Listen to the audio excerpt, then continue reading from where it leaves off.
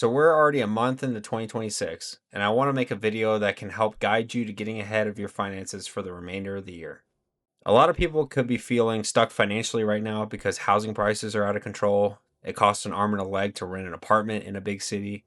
Your investments might not be growing at a rate quick enough for you to feel financially free. You may feel like you're living paycheck to paycheck even though you have a stable 9 to 5.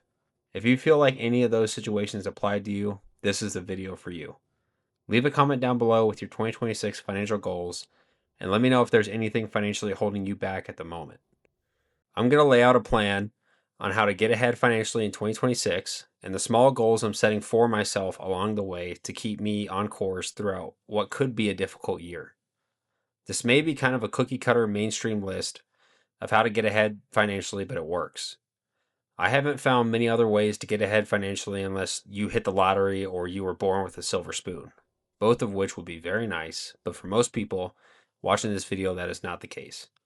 So let's dive into this list. Step one to getting ahead financially this year is to understand where every single dollar you make is going.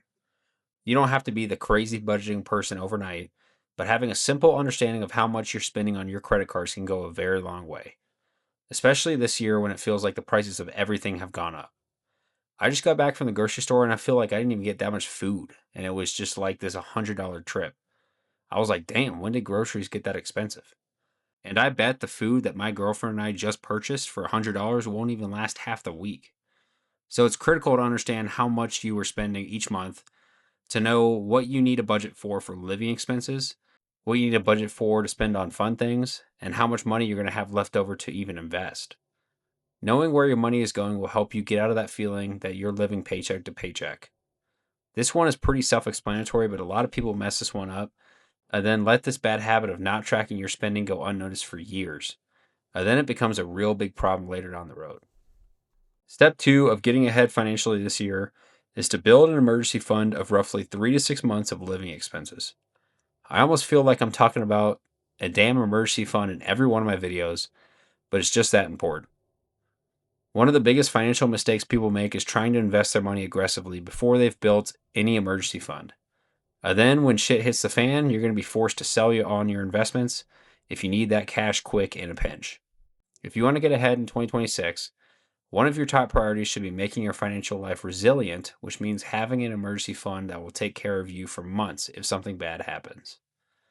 You should also look into putting your emergency fund in a high yield savings account so that you can collect enough interest for your unused cash to keep up with inflation.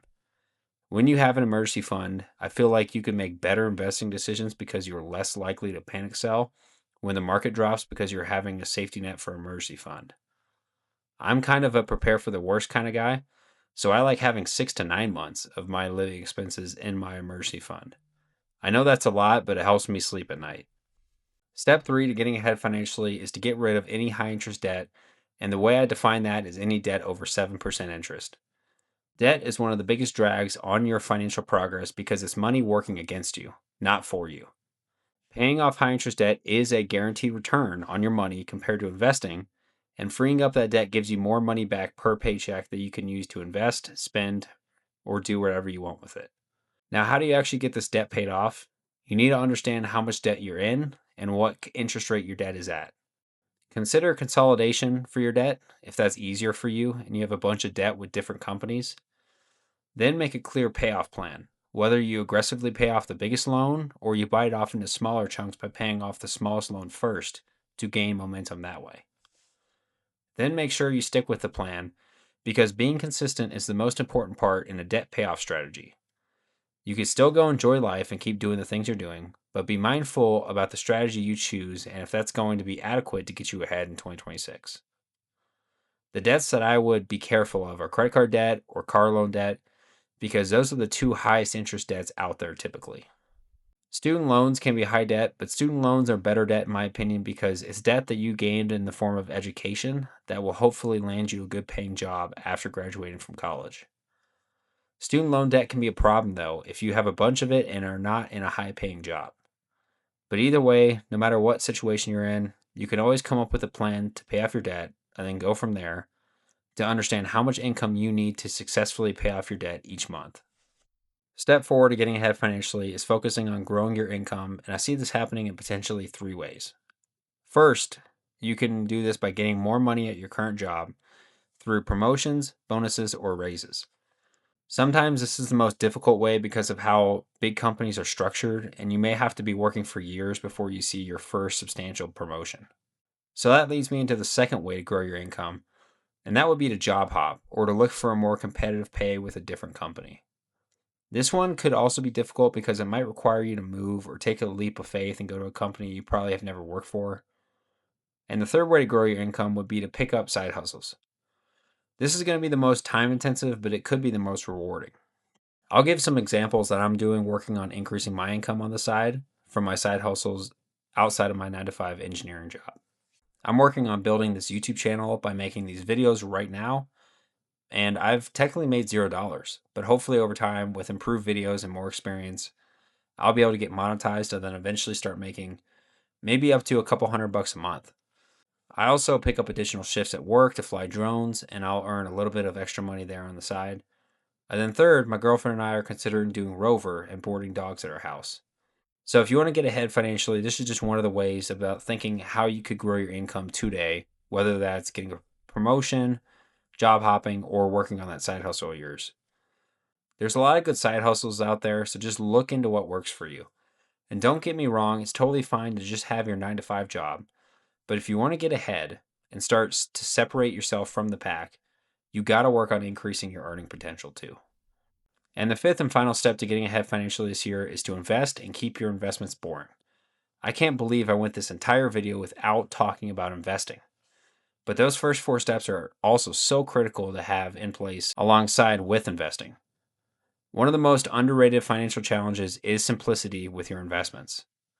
You don't need complicated investment strategies or constant monitoring of individual stocks to get ahead in 2026.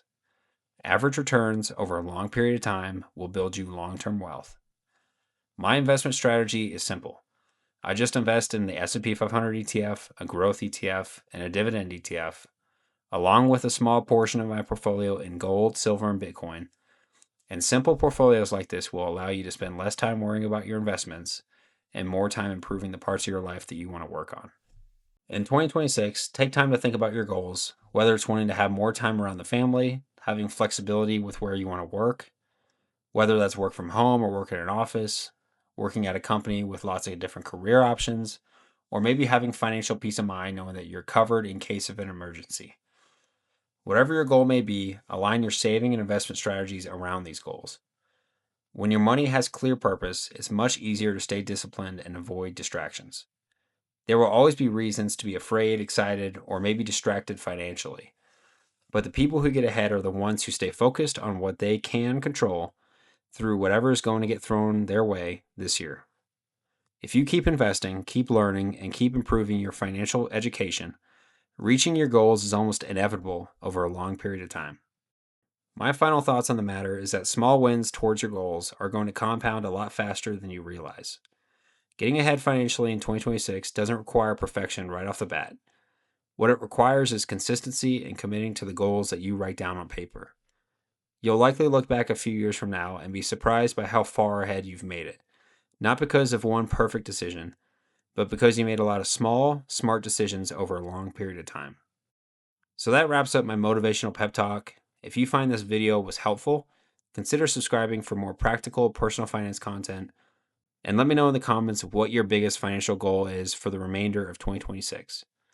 Thank you to everyone who stayed and watched to the end, and thank you to everyone who has supported this channel so far and helped it grow to where it's at now.